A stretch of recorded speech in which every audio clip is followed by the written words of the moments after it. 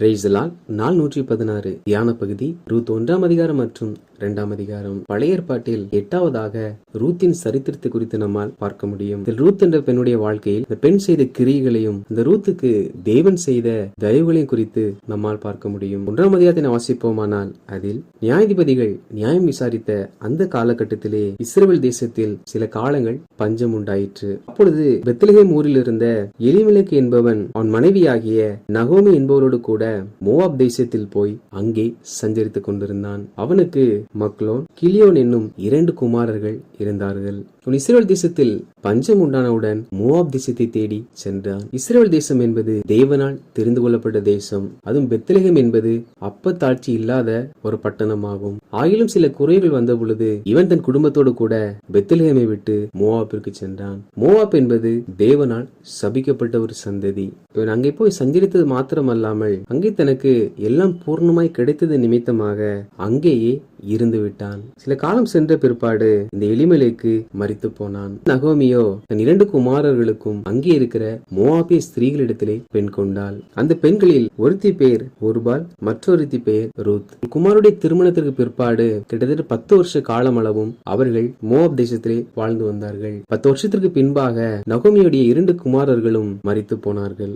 நகோமி தன் கணவரையும் தன் 2 குமாரர்களையும் இழந்து போனாள். இவர்கள் பிற்பாடு கர்த்தர் தம்முடைய ஜனங்களை சந்தித்து அவர்களுக்கு ஆகாரம் அருளினார் என்று மோவாப் தேசத்திலே கேள்விப்பட்டு தன் 2 மருமகளையும் அழைத்து கொண்டு பெத்லகேமுக்கு வர பிரயாணப்படுகிறாள். அப்பொழுது நகோமி தன் 2 மருமகளையும் பார்த்து, நீங்கள் எதுவரும் உங்கள் தாய் வீட்டுக்கு திரும்பி போங்கள். மரித்து போனவர்களுக்கும் எனக்கும் நீங்கள் தயவு செய்தது போல கர்த்தர் உங்களுக்கும் தயவு செய்வாராக. கர்த்தர் உங்கள் இருவருக்கும் வாய்க்கும் புருஷனுடைய வீட்டிலே நீங்கள் சுகமாய் வாழ்ந்திருக்க செய்வாராக என்று சொல்லி அவர்களை முத்தமிட்டாள். அத நகோமிக்கு பெத்லகேமில் ஒன்றுமில்லை. அங்கே சென்று என்ன செய்ய போகிறோம் என்ற நம்பிக்கையும் இல்லை. எனவே தன் மருமகள் தன்னோடு வருவதனால் அவர்களுக்கும் வாழ்க்கையில் எந்த ஒரு பலனும் உண்டாக போவதில்லை. அவள் இருவருக்கும் பிள்ளைகளும் இல்லாதிருந்தது. எனவே அவர்கள் வேறு திருமணம் செய்து கொள்ளும்படிக்காக தாய் வீட்டில் போய் நீங்கள் வாசம் பண்ணுங்கள் என்பதாக சொல்லுகிறார். அதை நகோமி சொன்ன ஒரு முக்கியமான வார்த்தை என்னவென்றால், மரித்து போன பிள்ளைகளுக்கும் எனக்கும் நீங்கள் தயவு செய்து போல கர்த்தர் உங்களுக்கும் தயவு செய்வாராக. அதாவது நாம் எதை செய்கிறோமோ அதற்குரிய பலனை தான் கர்த்தர் நமக்கு தருவார். ஓர்பாலும் ரூத்தும் அவர்கள் கணவருக்கும் அவர்கள் மாமியாருக்கும் தயவு செய்திருக்கிறார்கள். எனவேதான் கணவன் இறந்தவுடன் 2 பேரும் தங்கள் வீட்டுக்கு செல்லாமல் மாமியாரோடு கூட வந்தார்கள். எனவே நகோமியோ அவர்களுக்கு நல்ல ஒரு வாழ்க்கையை ஏற்படுத்தி கொடுக்க வேண்டும் என்பதாக சொல்லி கர்த்தர் நீங்கள் செய்த தயக்கத்தக்கதாக உங்களுக்கு தயவு செய்வார் என்பதாக வாழ்த்தி அனுப்புகிறாள். அவர்களோ உம்மோடு கூட தான் வருவோம் என்பதாக சொல்லுகிறார்கள். மறுபடியும் நகோமி, நீங்கள் திரும்பி போங்கள், என்னோட ஏன் வருகிறீர்கள்? இனிமே என் கர்ப்பத்தில் எனக்கு பிள்ளை உண்டாகுமோ என்பதாக சொல்லுகிறாள். அப்பொழுது அவர்கள் சத்தமிட்டு அதிகமாய் அழுதார்களாம். ஒருவாள் தன் மாமியை முத்தமிட்டு போனாள். ரூத்தோ நகோமியை விடாமல் பற்றி கொண்டிருந்தாள். அப்படி பற்றி கொண்டது நிமித்தமாக தான் வேதாகம சரித்திரத்தில் ரூத்துடைய சரித்திரம் இடம்பெற்றது. இக்காலத்தில் சின்ன பிரச்சனைகளுக்கெல்லாம் விவாகரத்தை கேட்டு பிரிகிற குடும்பம் உண்டு. இங்கேயோ தன் கணவர் மரித்து போனார். தன் மாமியாருக்கு கையில் எந்த ஒரு பலனும் இல்லை. இவர் பெத்லகேமில் போய் என்ன செய்ய போறார் என்றும் ஒன்றும் தெரியவில்லை.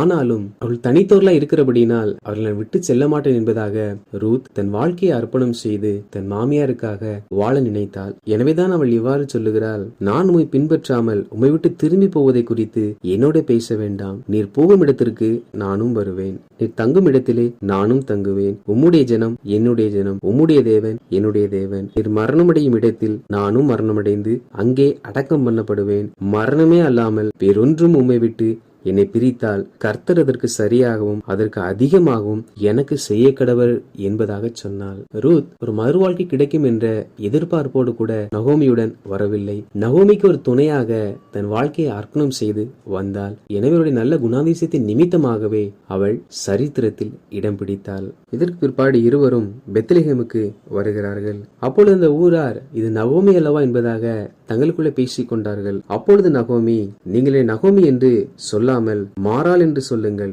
சர்வ வல்லவர் எனக்கு மிகுந்த கசப்பை கட்டளையிட்டார். நான் நிறைவுள்ளவளாய் போனேன். கர்த்தர் என்னை வெறுமையாய் திரும்பி வர பண்ணினார். கர்த்தர் என்னை சிறுமைப்படுத்தி சர்வ வல்லவர் என்னை கிளேசப்படுத்துகையில் நீங்கள் என்னை நகோமி என்பானேன் என்றால் நகோமி சொல்லுகிறாள், கர்த்தர் நகோமியுடைய வாழ்க்கையில் கசப்பை கட்டளையிட்டாராம். நிறைவாய் போனவளை குறைவாய் அனுப்பிவிட்டாராம். கர்த்தர் நகோமியை சிறுமைப்படுத்தினாராம். இன்றும் கூட நாம் பிரச்சனைகளை சந்திக்கும் பொழுது நாம் யார் மேல் குற்றம் சுமத்துகிறோம் என்றால் கர்த்தர் தான் இவைகளை செய்தார் என்று சொல்லி எல்லா தீமைகளுக்கும் கர்த்தர் மேல் பழி சாட்டுகிறோம். ஆனால் நாம் சற்று யோசித்து பார்ப்போம் என்றால் ஒரு நாளும் தேவன் மேல் எந்த ஒரு குற்றமும் சுமருவதில்லை. இங்கே பெத்லகேமை விட்டு அந்நிய தேசத்திற்கு சென்றது நகோமி குடும்பம் தான். அவர் முதலாவது தேவன் கொடுத்த தேசத்தை விட்டு புறதேசத்திற்கு சென்றார்கள். இரண்டாவதாக அவர்கள் தேசத்தில் சஞ்சரித்தார்கள். மூன்றாவதாக அவர்கள் அந்த தேசத்திலேயே இருந்து விட்டார்கள். நான்காவதாக அந்த தேசத்திலேயே தங்கள் குமாரருக்கு பெண் கொண்டார்கள். தேவனாய கர்த்தரோ அந்நிய தேசத்தோடு கூட கலவாமலும் அவர் உடன்படிக்கை பண்ணாமல் இருங்கள் என்ற வார்த்தை பிரதான கட்டளையாகவே சொல்லியிருந்தார். நகோமியோ தேவன் கொடுத்த எல்லா கட்டளைகளையும் மீறி கர்த்தர் கொடுத்த தேசத்தையும் விட்டு வேறு தேசத்திற்கு அவர்களாகவே சென்றார்கள்.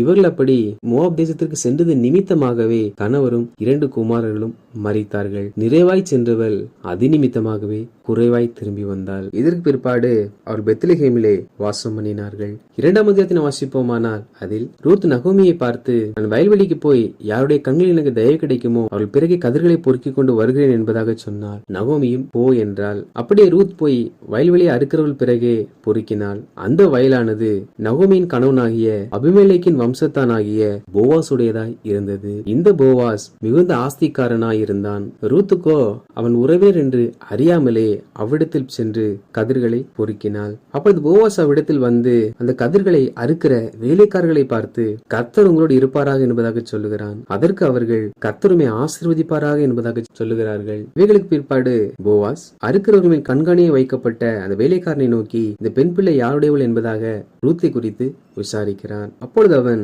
மோவாப் தேசத்திலிருந்து நகோமியோடு கூட வந்த மோவாபிய பெண் பிள்ளை அறுக்கிறவர்கள் பிறகு அரிக்கட்டுகளில் இருந்து சிந்தினதை பொறுக்கிக் கொள்கிறேன் என்று என்னிடத்தில் கேட்டுக்கொண்டாள் என்பதாக சொன்னான். அப்பொழுது போவாஸ் ரூத்தை பார்த்து, மகளை கேள், பொறுக்கிக் கொள்ள வேறே வயலில் போகாமலும் விடத்தை விட்டு போகாமலும் இங்கே ஊழியக்கார பெண்களோடு கூடவே இரு. அவர்கள் அறுப்பறுக்கும் வயலை நீ பார்த்து அவர்கள் பிறகே போ. ஒருவரும் உன்னை தொடாதபடிக்கு வேலைக்காரருக்கு கட்டளையிட்டு இருக்கிறேன் என்பதாக சொன்னான். அப்பொழுது ரூத் தரை மட்டும் விழுந்து வணங்கி, அந்நிய தேசத்தாலா இருக்க நீர் என்னை விசாரிக்கும்படி எனக்கு எதனாலே உடைய கண்களில் தயை கிடைத்தது என்பதாக கேட்கிறாள். அப்பொழுது போவாஸ் கணவர் மரித்து போனதையும் தன் மாமியாரை ரூத் பின்பற்றி வந்ததையும் தன் தகப்பன் தன் தாய் தன் ஜனத்தை விட்டு வந்ததையும் முன்பின் அறியாத ஜனத்திடத்தில் வந்ததையும் தனக்கு அறிவிக்கப்பட்டதாக போவாஸ் சொல்லுகிறார். மேலும் உன் செய்கைக்கு தக்க பலனை கர்த்தர் உனக்கு கட்டளையிடுவாராக என்றான். அதாவது ரூத் செய்த செய்கைக்கு தக்க பலனை கர்த்தர் தருவாராம். நகோமிக்கு இங்கே பெத்லகேமில் எந்த ஒரு சொத்துக்களும் இல்லை. வறுமை நிமித்தமாகத்தான்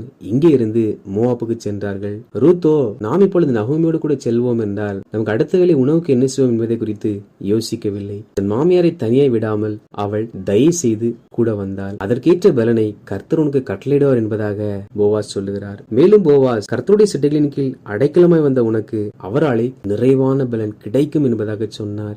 ரூத் நகோமியை மாத்திரம் நம்பி வரவில்லை, நகோமி வணங்கின மெய்யான தேவனையும் அவள் நம்பினாள். அவள் மோவாபிய ஸ்திரியா இருந்தும் இந்த குடும்பத்துடைய வாழ்க்கை முறைகளை பார்த்து அவள் திருமணம் செய்த பிற்பாடு ஒன்றான மெய்தேவனை அவளும் ஏற்றுக்கொண்டாள். நாம் கூட மெய்யான தேவனுடைய அடைக்கலத்திற்கு கீழாக வந்திருக்கிறோம். நிச்சயமாக நம்முடைய வாழ்க்கையில் அவரால் நாம் நிறைவான பலனை பெற்றுக் கொள்ளுவோம். இதற்கு பிற்பாடு சாப்பாட்டு வேளையில் போவாஸ் ரூத்தை அழைத்து அவளுக்கு வறுத்த கோதுமையை கொடுத்தான். அவள் சாப்பிட்டு திருப்தி அடைந்து மீந்ததை வைத்துக் கொண்டாள். போவாஸ் தன் வேலைக்காரரை நோக்கி அவள் பொறுக்கிக் கொள்ளும்படி அவளுக்காக அருகிலே சிலவற்றை சிந்தி விடுங்கள் என்பதாக அவர்களுக்கு கட்டளையிட்டான். நாம் பிறருக்கு தயை பாராட்டும் பொழுது நிச்சயமாய் கர்த்தர் பிறர் மூலமாய் நமக்கும் தயை பாராட்டுவார் என்பதற்கு ரூத்துடைய சரித்திரம் ஒரு சாட்சியாகும். இன்று சாயங்காலத்தில் அவள் தன் பொறுக்கின் எல்லாவற்றையும் எடுத்து நகோமியிடத்தில் சென்று காண்பித்தாள். பின்பு தான் சாப்பிட்டு திருப்தியாகி மீதம் வைத்திருந்ததையும் அவளுக்கு கொடுத்தாள். அப்பொழுது நகோமி, இந்த எங்கே கதிர்களை பொறுக்கினாய் என்பதாக விசாரிக்கிறாள். அப்பொழுது, நான் இந்த வேலை செய்த